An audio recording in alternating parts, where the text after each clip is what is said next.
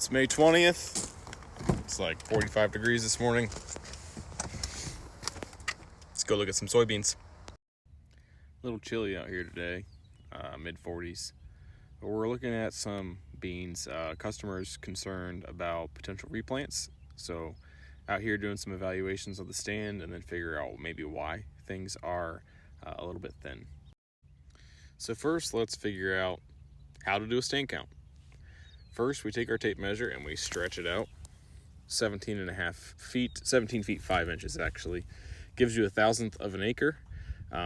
These are 7.5 inch rows, and so with 30-inch rows for corn, you're going to count one row in your 17 feet 5 inches.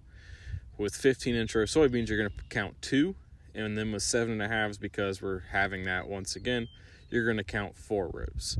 So here, if we count all the bean plants and the 2 rows to the left and the 2 rows to the right of our tape, that's given us about 78. So times 1,000, because we're measuring 1/1000th of an acre, that gives us about 78,000 plants per acre. If this were a perfect stand, that'd probably be awfully close to where we wanted to be. However, this is not a perfect stand, and this is actually probably one of the better spots in the field.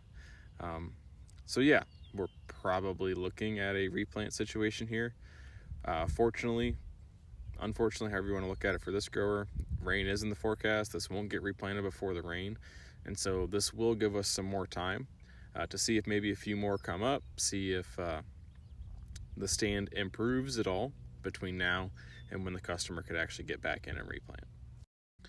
One of the major pests that we find in Ohio, particularly in either lightly tilled, cover crop, no-till situations, is slugs. Slugs are very difficult to control, and if we can get the camera to focus, we are going to see why they're so damaging. This is slug damage. You can see the chunks that have been taken out of the soybean plant. They will kill the bean plant. And so with all the cool, wet weather that we've been having, I've been concerned about slug damage, and well, that's why. It reduces stand. The feeding that we see on all of these plants is pretty pronounced, which sets them back, takes them longer to grow through it in the event that they do grow through it. So lots of slug damage here, which is pretty expected considering the fairly high level of residue on top of the ground, as well as the weather conditions that we've had. You know, one more thing to think about, and I've talked about it with some of my corn videos so far this spring, but it's planting date. The planting date on this field's pretty good. We're looking at, I think he said April 21st, so pretty good planting date. You can get by with a reduced stand with a better planting date. You get an early planting date like that, it gives that bean more time to compensate for the lower stand by branching out more and creating more nodes. Nodes are super important. A node is where that bean sets a flower and then eventually sets a pod. And so if you have more nodes per plant, that individual plant has more top end yield potential. And so by having the better planting date, it just extends that time period for each individual plant to set on more nodes, which helps again to compensate for the reduced stand. So 78,000 planted right now, you know, May 20th, probably not great. 78,000 planted April 21st is actually going to be a little bit more advantageous. That might be something that'll be worth keeping in the event that is a fairly uniform, correct assessment for this entire field rather than just that one spot. And if you are curious what a slug looks like, here you have it. He's a slimy little filler. They like cover. They do not like direct sunlight. They do not like direct heat because it dries them out. That's why fields like this one, with some decent residue still on the ground, I found him right there underneath all these corn stalks. That's why they like these environments. The best way to get rid of slugs is through tillage. Just destroy their environment so there's no place for them to seek refuge. They are actually mollusks, so insecticides won't work. There's not a real great way to control them. with pesticide, there are some baits that people use with various success, but usually cultural practices are the way to go to control these fellers.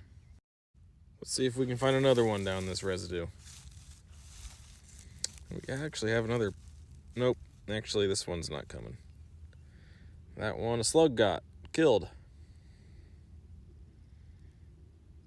No good. Walking back to the truck now. I think this field's going to be a replant situation here. We have rain coming right now, actually. It'll be here in a few hours, coming up from the southwest. So that'll get here, preventing him from replanting this today.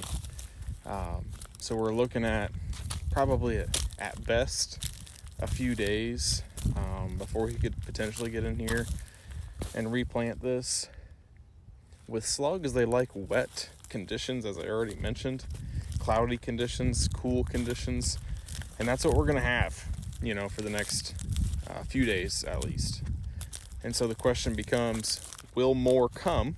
Because there are still a few cracking up out of the ground. Will more come and help fill in the stand, or will slugs outcompete those newly emerging seedlings and actually make the stand go backwards, reduce stand, kill the plants that we do have? I don't know. The good news is that we have time to evaluate this once things begin to dry back out again. But as of right now, I would guess that this would be a replant situation. One other thing that I'll mention, I want to point out before we leave here today and go to the next field, is these beans were planted on April 21st. Today is May 20th, so we're looking at almost a whole month. Now, could they have been planted in the ground a little bit deep? Sure. But I think what our major issue here with why these plants are so small after being planted basically a month ago is this damage on the cotyledons. That does set them back. So that's reduced photosynthetic area on that leaf. It sets those bean plants back. They don't grow as fast when they're small. It takes them a little longer to get going. And so I think that's why we're seeing such small plants here. Yeah, they were probably planted a little bit deep, but that slug damage is really setting them back and preventing them from getting up and going as quickly as they probably should be. Here in field 2, we got our tape stretched out. We're looking at over 120,000 here in this stand, which is ample. So in this spot of this field, we're fine. We are seeing some more of that slug feeding, but at this growth stage, they're going to be able to grow through that pressure, so I'm not too worried about that. There is some non-uniformity when we go up over the hill that way. But if I could tell the customer, hey, from this point, from your waterway back towards the edge of the field this way, it's fine. You know, we're going to be able to eliminate a lot of the unnecessary work for this field. So when we can do that, we want to do that. So right back there, we were good. We had plenty. But do you want to see what compaction does? This here's a tire track. And we got one guy right there. And we got one guy right there. And we got one guy clear down there. Other than that, we got nothing. Compaction's a real deal, folks. With these tire tracks spread out across this field, makes it pretty tough. All right, let's go have a gander at field 3. All right, field 3 is going to be the same story.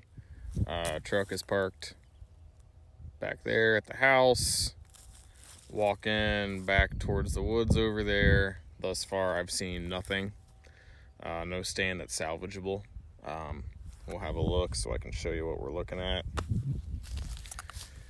And for example, right through here, there's nothing. Fairly representative. Let's take a look at like the one plant that we do have.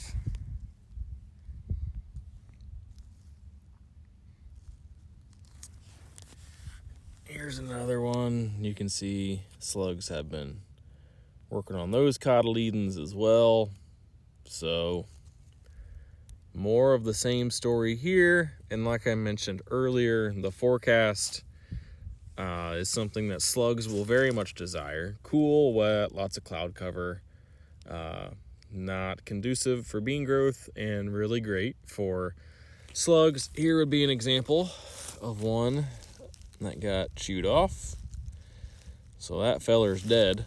Once you lose the growing point, which is there in between the cotyledons, your plant's just dead. There's no coming back from that. So, and then if we look right up here again, you can see those cotyledons are just taken to pieces. So no surprise what we're seeing here.